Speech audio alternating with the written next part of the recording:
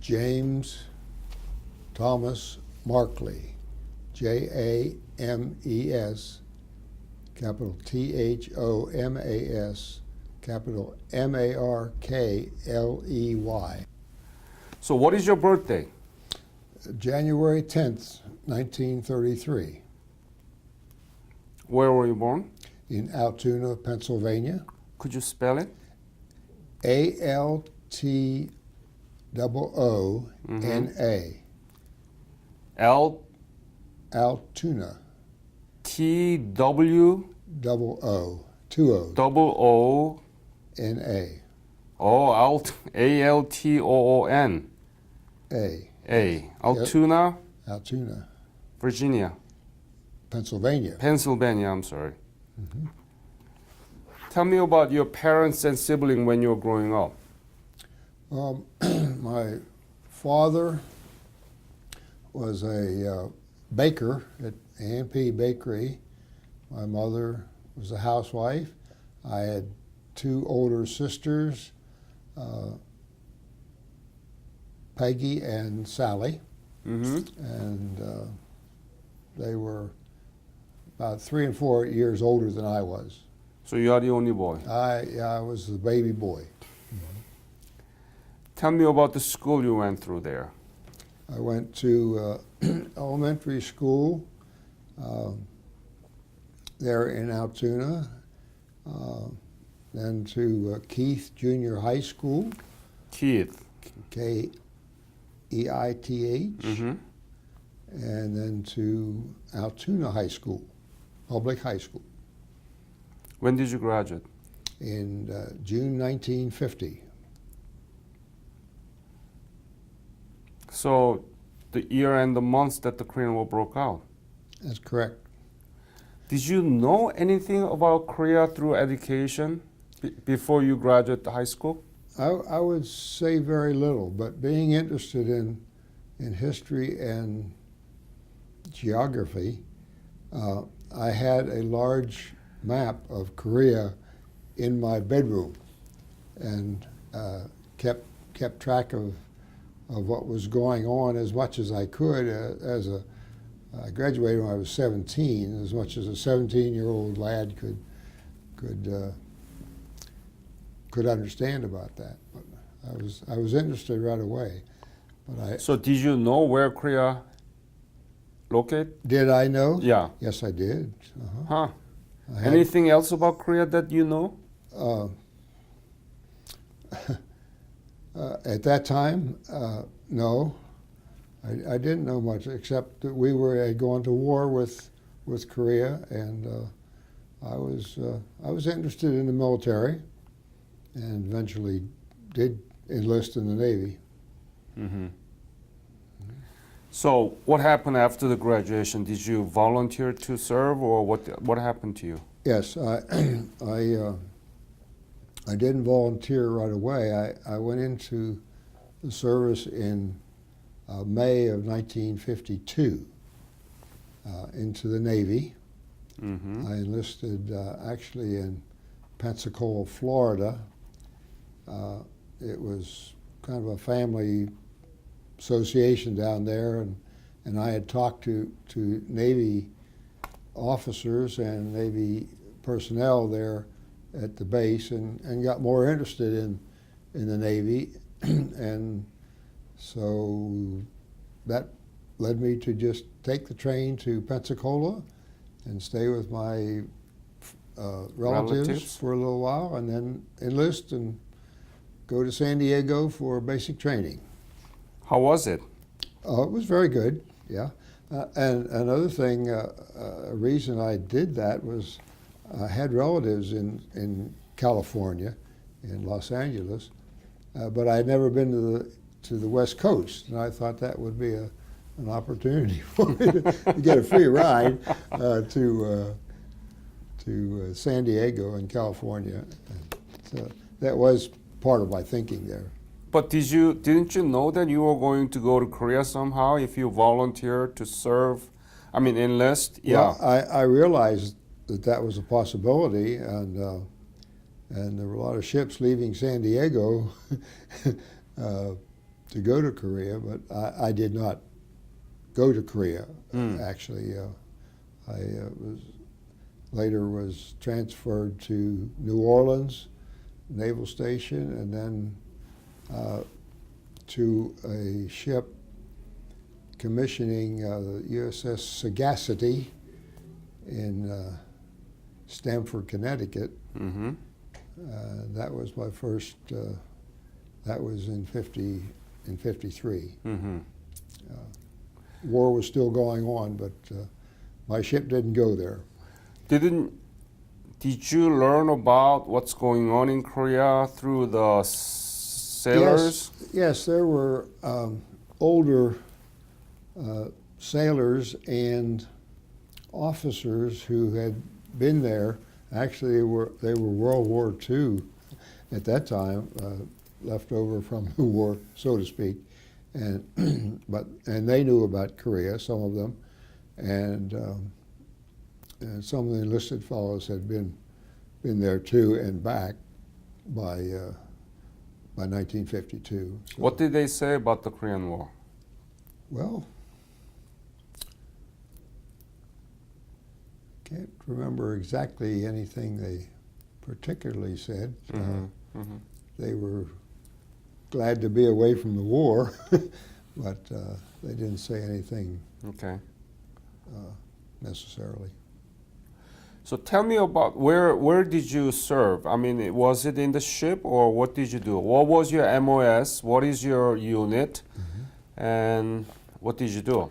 Okay, when I went aboard the ship, which we commissioned in Stamford, Connecticut, the USS Sagacity, USS? USS Sagacity, Could you spell it? Sagacity. Sagacity. Sagacity means truth, Mm-hmm. sagacious. Sagacious. And it was a 469. Mm-hmm. And we commissioned that ship. I was a part of the commissioning crew. I have a large plaque at my house that they gave to each of the persons who were on that crew. Wow. What kind of battleship was it? What kind of? What kind of ship was this? It was a minesweeper. Minesweeper. A minesweeper. I think it was the only type ship that was lost in Korea. Is that right? That's what someone reported to me. I guess it's accurate. Mm-hmm. That we did lose some minesweepers. The large ships we didn't seem to lose. What did you do there? Well, I was in the administrative part of the ship called a yeoman, Yeoman, yeah. Y-E-O-M-A-N. Mhm. So I was a yeoman. I also was the swimmer for the man overboard operations if we lost anybody. I was a senior life-saving and Yeoman. teacher, taught swimming and senior life-saving. Specifically, what kind of administrative works did you do at the ship? I was the only administrative enlisted person on the ship, and so I did it all. Tell me detail. Oh, well, that's so far back. A lot of typing, officers' records, as well as enlisted records. I had to keep that. Correspondence going from the ship, receiving the correspondence coming in and making sure that it was sent to each of the officers who would be responsible for that, mostly a commanding officer of the ship. Ship had 4 officers and 37 crew on a that's a coastal minesweeper. I beg your pardon. No, that was an ocean minesweeper. I later was transferred to a coastal minesweeper. But got my stories mixed there. Tell me about this minesweeping. What does this the ship does? What kind of function? What kind of equipment so that they can sweep the mines? All right. And it's also very dangerous, isn't it? Well, it is. The ship It can explode while you are sweeping around, right? They can, Yeah. sure. The ship is equipped with what they call a degaussing process. Each ship, each vessel has a electric generation going around it. Mm-hmm. And that electric generation would set off a mine, a magnetic mine, if it was close enough. Uh-huh. They also had contact mines where you just hit the mine, but these could be off a ways and explode and do damage to your ship. But they had a process called degaussing, which sent an electric pulse operated by the ship in the opposite direction of the natural electric pulse. So that would cut down the instance of your magnetic field of your ship setting off an electronic mine. But that only works for the electronic mine, right? Yes, contact mine, if you hit that, Oh, so you electromagnetically touch the mine so that it blows up by itself? well, if you didn't have the anti-degaussing going the opposite direction, then your electric pulse would set off an electronic mine. Or if it was a contact mine, just hitting it would do it. Did you experience any degaussing and No, sweeping? only in practice mines. We would do some practicing, but that was controlled. Yeah. What area were you in? I was in the Atlantic, in the Caribbean, and the Gulf of Mexico. Uh-huh. We worked one time, an interesting story, we worked with the Air Force dropping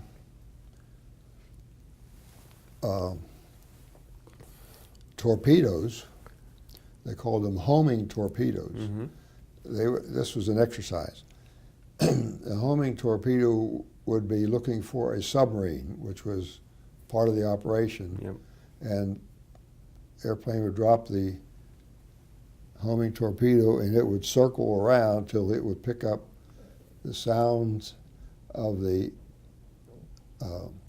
submarine and go for it, and it would hit it, but it didn't explode. It would come to the surface so the minesweeper could see that, and then we would go and pick up the torpedo. And I, as the swimmer for the ship, I was responsible to go out there and hook a line, swim out to the torpedo, hook a line onto it, and then and sit on the torpedo, and then they would pull that into the ship, and that was just part of my responsibility since I was a good swimmer. Wow, that's a scary, isn't it? Well, yeah, and they did tell me that sometimes the torpedo would pick up sound of the submarine again and take off. So they said you had to be careful of that. You want to get off if it takes off. So, Oh, you better. yeah, it was. I guess that was true. They weren't trying to scare me. They were just trying to warn me of that possibility. Because I wasn't trained in that. I just happened to be the swimmer for the ship. Were you in swim team during the high school? No, I wasn't. But while I was in New Orleans, New Orleans for what? Well, I went from San Diego to New Orleans for shore duty before I went to the minesweepers. Mm-hmm. And I decided to improve myself with swimming and life saving.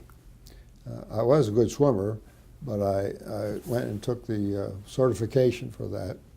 And also while I was there, I spent time with the Dale Carnegie public speaking of course. Tell me about it. Well, that was one night a week for about 10 weeks. I'd go from the base over to New Orleans. They had this in one of the hotels over there, and I would take the directions and what they wanted me to do to be a better public speaker, and so I graduated with that. And you never been near to Korean Peninsula, right? Near to Korea? Yeah. No, sir. No. Right. But I would have gone. So when did you retire from the military? Well, that's another story. My enlistment time was up in 1956. And at that time, you were obligated to do 4 years in a reserve, either active or inactive. And when I came out, I wanted to make use of the GI Bill. When did you retire? 1950? Retire from Military. Well, I didn't retire. My enlistment was up. Right. So that was in 1956. Okay. But I stayed in the reserve. I was required to stay in the reserve. Yep. But I didn't have to be active. But I chose, since I went to school on the GI Bill, this extra money that I would get from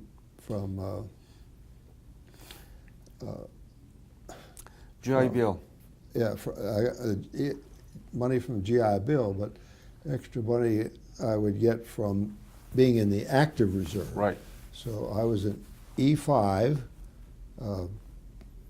yeoman second class, and received $8.28 a month to do that. $8. $8.28 a month, which in the 1950s was pretty good. And so I continued my education at Florida State University, first at Pensacola Junior College, and then at Florida State University in geography. I got a bachelor's degree in geography and a master's degree in geography. And then got a teaching job in Jacksonville, and was there 1 year teaching civics and world history. Mm-hmm. And then, since that was only $43 a year, I thought, well, maybe I can make more money someplace else. Yes, you can. So I had married and had 2 children during this educational time, but I went to Miami and made a little bit more money and raised my children there. Taught high school there for 5 years, and then I applied to the junior college there, Miami-Dade Community College, and got a assistant professorship there, and stayed there for 3 years. And I was offered an opportunity here in Winchester to be a professor at Lord Fairfax Community College and head the Arts and Sciences, be a division chairman for the Arts and Sciences division. So I moved my family and my dog to Winchester and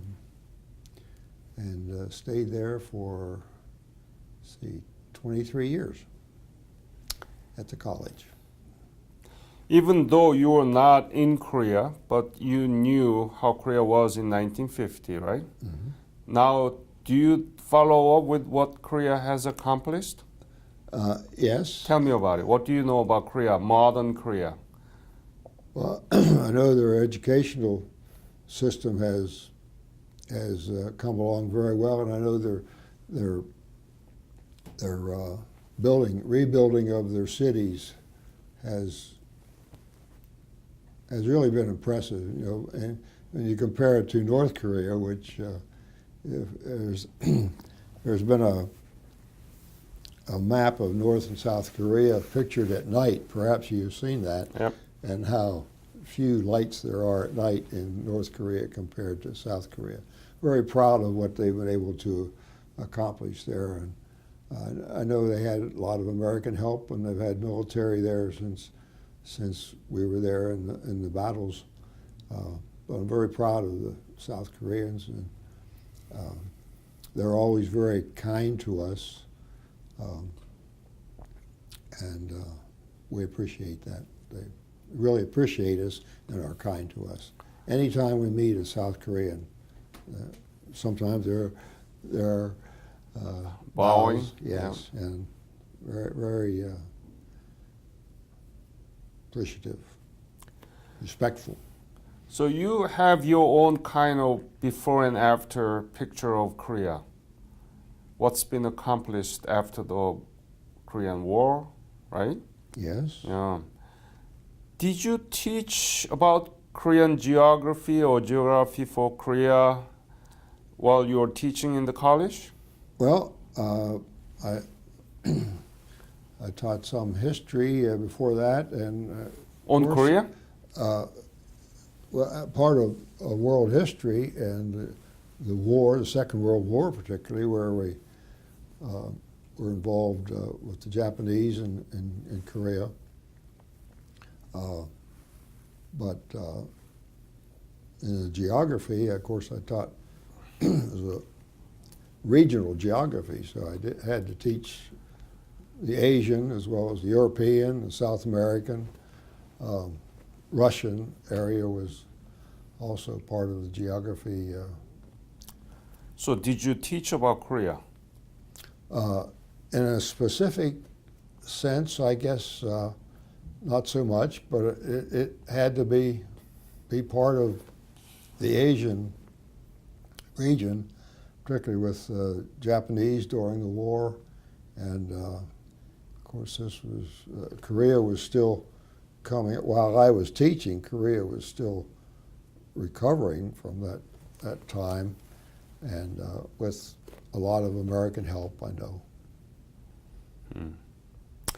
And so since your major and teachings on social science and geography, and you know that our history textbook in the high school and middle school doesn't do much about Korean War either, right? I don't think so. I haven't looked at those books, but that's what I hear. I have looked at it and I did research about it, and my Did you? teachers working with me for my foundation has done some quantitative analysis of how much has been covered on Korea, on Vietnam, on World War II, and it's just 1/3 of the Vietnam War, and it's so small coverage. Yes. What do you think about that? Why is it so Korea not known to Americans, and how can we overcome that problem?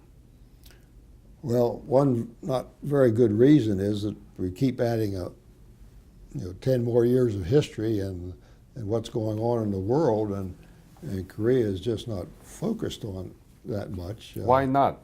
Well, I mean, the country you came to aid 70 years ago was completely destroyed, originally very poor.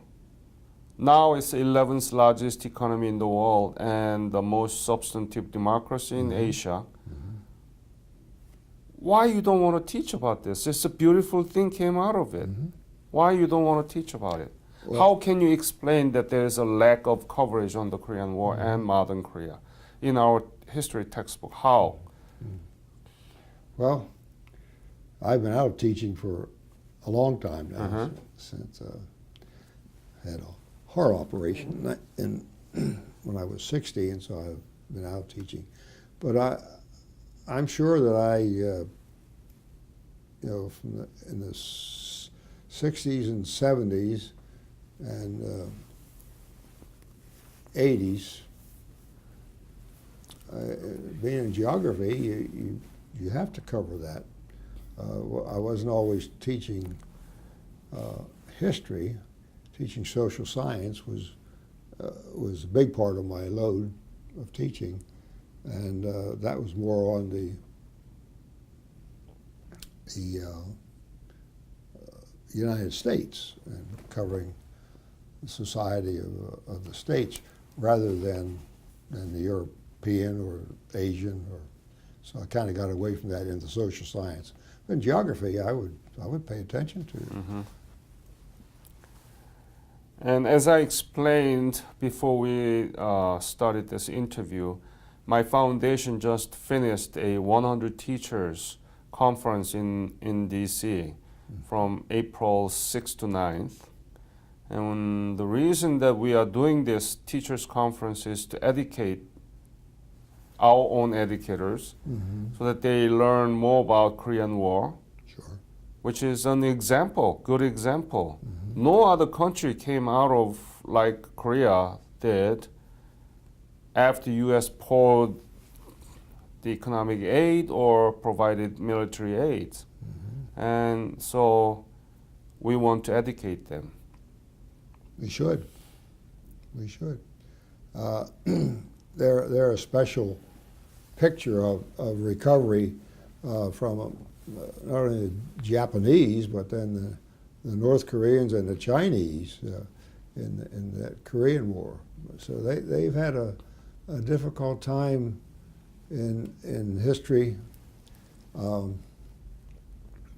in both those instances. But I'm very proud of them now, what they've done. And of course, North Korea, a good bit, is in the news every day, every night, all day, just about. And I'm not admiring North Korea's situation at all. I just don't know how they can do it. I think they're just afraid for their lives if they don't do what their Routine. Yes. It's bowing down. Just it's not a very good picture. If you were the president right now of the United States, what would you do about North Korea? What would you do? What would I do about North Korea? Yeah. Oh, If you are the president, if you are in the Trump position, that's a hard question for anyone to answer, even yourself. yeah, right. That's the trick. With what appears to be not stable mental leadership in North Korea, and our own president, who we question maybe some of his moves too. I think we're at a very, very tedious time with respect to atomic weapons use, especially if the person who is in charge of directing that is not sane. He's be extreme with that, but he doesn't appear to be. Yeah. Yeah. Kim Jong-un. Kim Jong-un doesn't appear to be. It's a frightening time. Perhaps the Chinese now, since we've had a meeting with Xi Jinping. yeah, with the leader and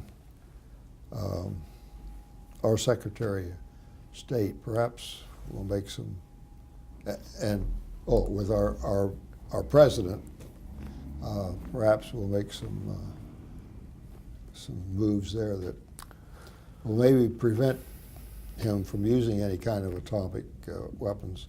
And the Chinese should put some pressure on him too. I mean, they could see their economy go up. I mean, we're talking about economies here, and North Korea has not a very good economy. South Korea is very good. China is doing very well, and they're trading with us, and we buy a lot of materials from them. I don't think they want to see that go down, so they better put some pressure Yep. on North Korea to settle this down a little bit. And maybe we can get to talking with them, which would be better.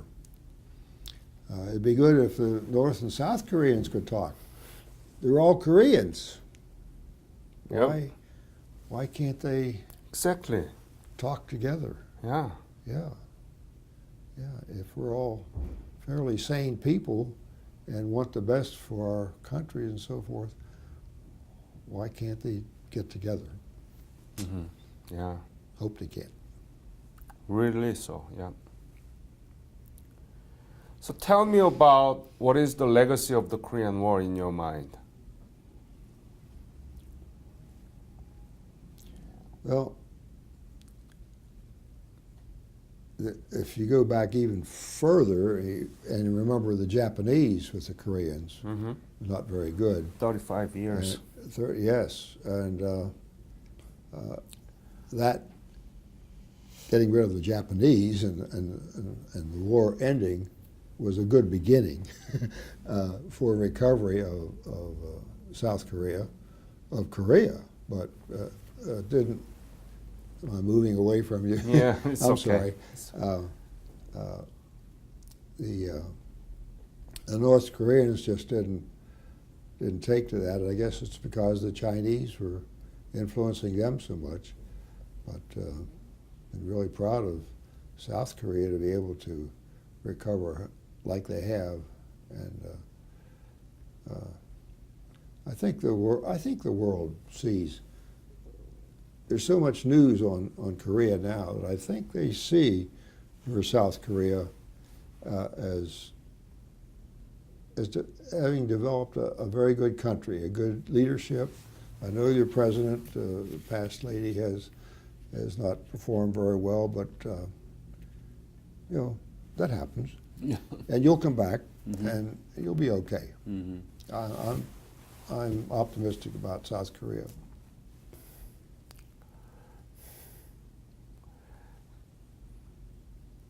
What do you think about the future of our relationship between U.S. and Korea?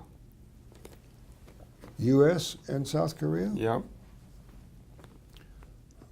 I don't think there should be anything negative about that relationship. Trade, mutual support, respect. We have a lot of our military guys who were there going back and revisiting Korea. Yeah. And they come back with good stories about South Korea. Yeah. Some of them in our own chapter have been back there. Korea defense veteran. Yes. Yeah. Yeah. They were on the ground in Korea, Yeah. and they've taken their families with them, and so they're sharing that with their families. Mm-hmm. So the families understand more. So I would think that more and more positive understanding and discussion about South Korea, it may be slowly emerging, but that visiting is helping a lot. And the Korean War Veterans Association, which I'm proud to be a member of, we speak about it a lot. And we appreciate what you have done and what you're doing, and we look forward to what you will do in the future. It is And Korea. hope to be part of it. Continue to be part Excellent. of it. Are you in the Tell America program here in the Shenandoah Valley I'm not. chapter? Okay. And the reason, being a teacher, that'd be a good job for me. But I think it is better to have those men and women who have actually been to Korea telling about Korea. I would be glad to always speak positively about them because I really respect South Koreans. But when those children ask questions, I've talked to some of these gentlemen who have spoken to the students. The students want to know about the battle. You know, what job did you do, and how was it? And they're curious. You probably know this better than I do. And the fellows who have been there on the ground, even if they weren't shooting, they were there, and they know how Korea was. And I guess when you're in any area of the world where guns and bombs are going, you can always be in danger, because they don't exclude bombing you just because of who you are. It doesn't matter to the guys with the bombs. Yep. Very nice point. Any other message that you want to leave to this interview about the Korean War era veteran? Well, I'm very proud of this organization that we have here in Winchester. They have good leadership. They have a number of men, mostly men, who have been to Korea in the fighting situation. But we're slowly dropping off as we age. I'm 84, and some of them are a little bit older than I am now. But we hope that the men and women who have been there after us, including my own son, who was in the Air Force, and he was in Korea. He spent a year in Korea. Wow. Yes. Yeah, that was somewhere in the 80s, I would say. He retired in 99, 79 to 99. But he was a firefighter, protected planes from burning up and so forth. Son Tim. Any other message? Any other message Any to other this message? interview, to our young children's Well, teachers about the Korean War that you know? I think we need to express the Korean War and the Korean people as really an achievement after a devastating time of World War II, followed by the Korean War of 1950, and recovering like they have. I think they set a very good example for the world, because there are other places that have experienced bad times too, but they're not coming back like the Koreans. And I'm proud of that, and I'm sure a lot of people are too. And I really pleased to have Korean War friends, and pleasure to meet you, and glad that you're doing this, and I hope you can continue. How long will you go on with this? Forever, as long as I found the Korean War veterans. Oh. All over the world, Yeah. not just the all United over the world. Yeah, 21 countries participated in the war. That's right. 16 combatant and 5 medical. And I'm going to London this summer and going to Sweden. Are you? Because Sweden provided medical.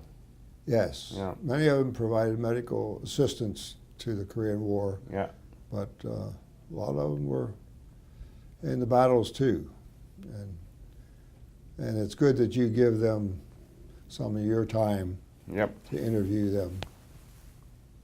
Yeah, it's been a very interesting time for me. Very interesting. Very nice meeting you. You And really have to think back on a lot of things, and perhaps there's a lot that I didn't give you, but I hope whatever I offered was helpful. you did. Very helpful.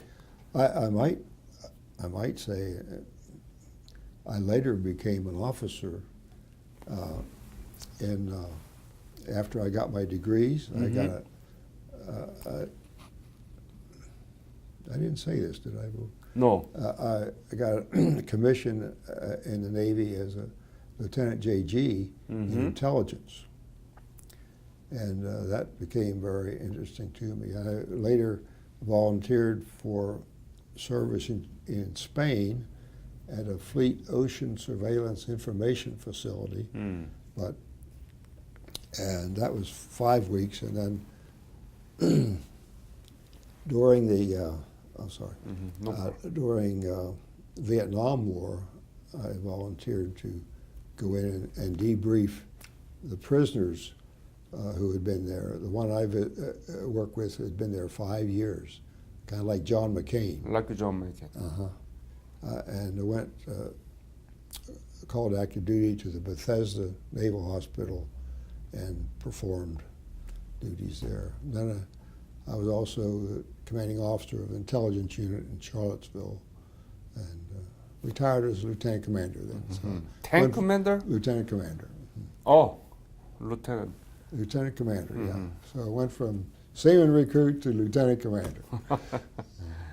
Wow, what a life. And I think the impact of your service upon your life is also tremendous, right? Yes, sir. Yeah. It is. It is. And I think the two sons that I raised, one in the Air Force and one is in the show business in New York. He Really? produces Broadway shows, yeah. What?